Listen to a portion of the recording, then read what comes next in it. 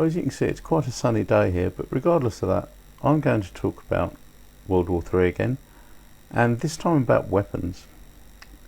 And I'm going to talk about weapons that exist, that you may not know about, and new weapons that may come in the very near future, and some of these are quite astounding. So if you like the idea of this, keep watching. Well, as we all know, with new wars come new weapons. Now, whenever people think about really exotic weaponry, the first thing they think about is usually beam weapons, like lasers. Well, this is the Navy's laser, as recently mounted on the USS Ponce, and I think that's a stupid name for a ship, and here's why. What does Ponce mean in English? An effeminate man, or a man who lives off a prostitute's earnings. Yes, the USS Ponce is the USS Pimp. But despite that, this weapon is huge. It requires a huge power supply that isn't really shown here. And on the USS Ponce, most of this laser is in fact below the deck. So this could never actually become a real land weapon, although it could be used in a smaller version for shooting down drones, providing those drones weren't armoured against laser, i.e. coated with a mirror finish. So laser and directed beam battlefield weapons are quite a long way off yet. Probably talking 20 or 30 years before you have anything that's really worthwhile. But there is one laser battlefield weapon that's worth mentioning. It was actually used in the Iraq War, and there were some friendly fire incidents in which US soldiers lost the use of their sight, and that is laser dazzlers. And airborne and vehicle-borne laser dazzlers exist, and so do man-portable laser dazzlers, and these are going to be used a lot on the principle that it's very difficult to fire at something if you're a human being when you can't see it.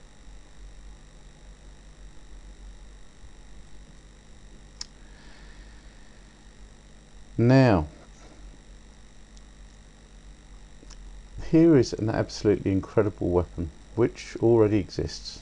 It's called Metal Storm, and it's a machine gun that's capable of firing 1 million rounds a minute, and that's bullets. Now, the ridiculous thing is that there is a version of it that can fire 40mm grenades just as fast. And this is a ridiculous weapon. Puts down a huge rate of fire, and it's electrically controlled. Basically each piece of ammunition has an address, the computer addresses it, and off it goes out of the barrel.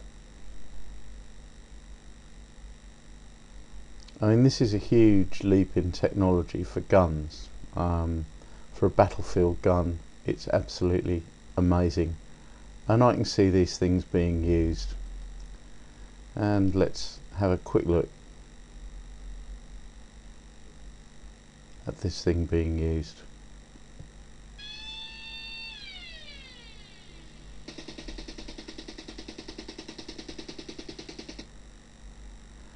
And that's slow.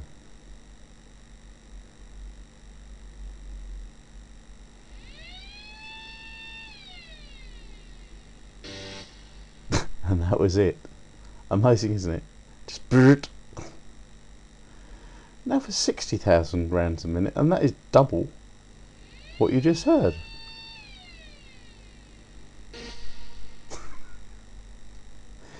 Can you imagine that? That is virtually a solid wall of lead coming towards you.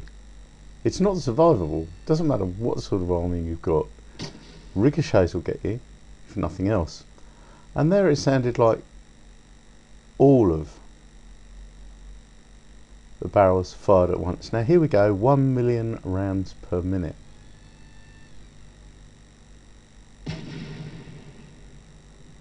Yowzers. That is not survivable. So that is Metal Storm, and they're based in Australia, and they also have a base in Washington. Now here's a different, more militarized version of Metal Storm. So this has 4 40mm barrels for grenades, and it has a cross-shaped area for bullets.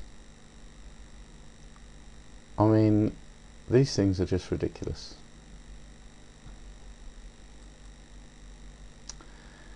And while we're talking about man-portable weapons, here we go, a smart grenade. This is developed by Hanwha of Korea, and it's an unmanned ground sensor. This is a little robot. You can see there's a camera there, there's 2 wheels. And what you do is you fire this grenade into a building. It wanders about until the operator finds something that's worth blowing up, and then he presses the button and the grenade goes off, bang. Now this is going to make urban warfare quite difficult for people who are conducting it that don't actually have these sort of systems. And here is an old wet dream of the US military. It's called a clean area weapon, and what it does is it removes people within an area. And this particular weapon is quite small. Let's have a look and see just how big it is. We've got it somewhere. I believe it's oh, here we go, 31 inches long and 5¼ inches in diameter, and this can clear an area of people the size of a football field, and this is the equivalent of a 1,000-pound bomb in the Vietnam War days. And it's guaranteed detonation. It's got 4 detonation modes. The warhead detonates when it reckons the height is 10 feet off the ground. The warhead detonates when the accelerometer senses ground contact. Self-destruct mode, it detonates anyway 90 seconds after arming. Brownout mode, when the battery voltage goes down, it detonates. So this is a fail-safe ground clearance weapon. If you've got loads of enemy in an area, drop a few of these and you suddenly don't have any. And this is pretty new. They used to have these things, but they used to dispense bomblets, and the problem with that, a lot of them never used to go off. These things, guaranteed to go off. Guaranteed to work, really. The next thing that's going to revolutionise things is the hypersonic missile. Now China already has one of these, and the US is struggling to catch up. And what this means, what these missiles means, is that anywhere in the world you can strike within 2.5 hours. So, your satellites overhead, you see some enemy commanders gathering for a meeting. You send your hypersonic missile, 2.5 hours later, those enemy commanders are toast. And that is the power of this weapon. Decapitation strikes, strikes against vehicle convoys. This is going to change things considerably. Now we'll talk about battlefield robots. Proper battlefield robots, human-shaped ones, are quite a long way away. But you don't necessarily need to be human-shaped to be effective. Now here's Big Dog, and most of you have seen Big Dog by Boston Dynamics, as was, now Google own them. And yeah, what fun. It carries a big payload so that troopers can actually not carry their own stuff, and it can carry 250 pounds, I believe, of ammunition and equipment. But here is the ridiculous thing about it. This is a prototype version, and it makes a lot of noise, and it may look stupid, but it works. Now this is even on ice, and this is actually quite impressive for a robot. Now the new versions are almost silent, and they can be armed. How about that then? You've now got almost a miniature intelligent tank. And you have to bear in mind that these robots are autonomous. They don't need a radio link. They can be set to follow a person, they can be set to go on patrol around a particular area.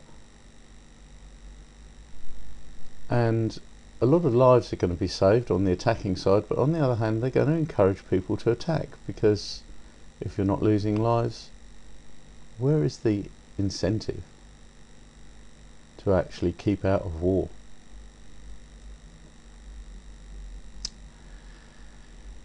Now we have a resurgence of something that was talked about a few years ago. Now this is hafnium and nuclear isomers. Now this is kind of a non-nuclear nuclear bomb, if you like. Imagine a hand grenade that has the detonation power of 3,000–4,000 tons of TNT. That is what you could make. So the military have always been interested in these things, hafnium, hafnium oxide, and basically these are compounds that you can pump with energy. You put energy in and then you trigger it and all the energy comes out in one go. Now it might take you a week to charge one of these things, or 2 weeks, but the energy is released in a microsecond. And anyone like me who's been involved in electronics will know that if you take a capacitor, which is a device for storing electrical energy, and store energy in a large one of those for even just a minute or two, and then short it out with a screwdriver, the screwdriver simply disappears. So this is a very good way of storing energy. And now it's been a bit discredited because a guy claimed success and then he was shot down. However, there's a lot of people now working on it. Atomic Weapons Establishment in the UK, and they're working on energy storage, but he doesn't believe that an isomer bomb can be ruled out. The US Navy has an isomer program.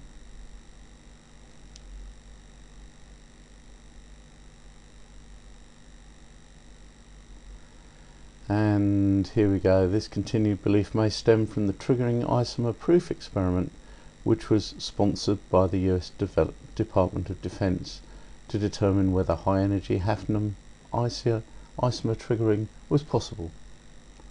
There are strong hints that the results of the experiment were positive, and it's edging towards the mainstream. Lawrence Livermore is working on it, and they're working on triggering energy release from a thorium isomer, not hafnium. And yeah,